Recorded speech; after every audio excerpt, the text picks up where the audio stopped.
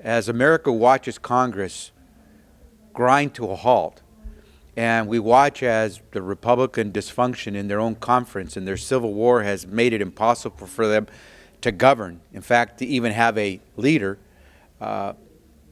we're about to smack up against some major deadlines. And it's curious.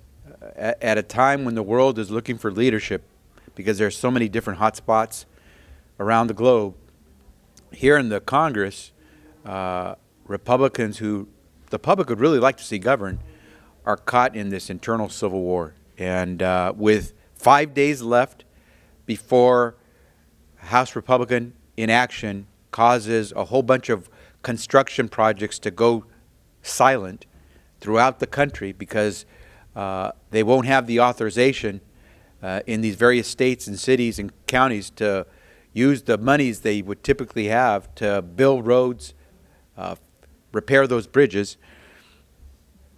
We're not going to talk about that this week in Congress. With 5 legislative days to go before those roads and bridges watch their construction shut down. We're only 8 days away from watching America for the first time default on payment of its past bills.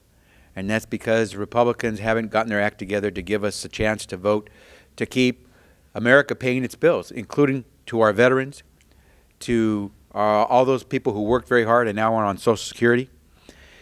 And we're only 22 days from, again, another government shutdown, 22 legislative days.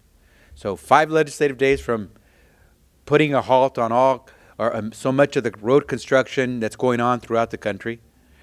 8 legislative days away from watching America default on its payment of its debts, which could cause us to lose our credit rating, which would cause interest rates to go up for American Treasury certificates, which would, of course, cause interest rates to go up for every American who owns a home and has a mortgage or has an auto loan or a student loan.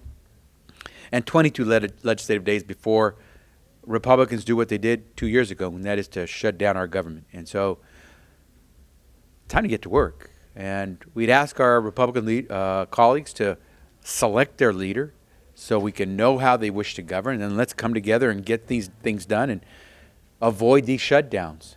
And unfortunately, this week, what we're going to do is watch a partisan committee do another hearing on Benghazi, not really on Benghazi, more about Secretary Clinton.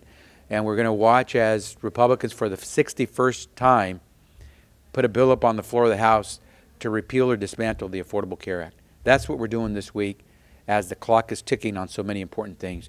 America wants us to get our work done. We're extending a hand to our Republican colleagues saying, we're ready. Just tell us who your leadership is, and we'll do it with you.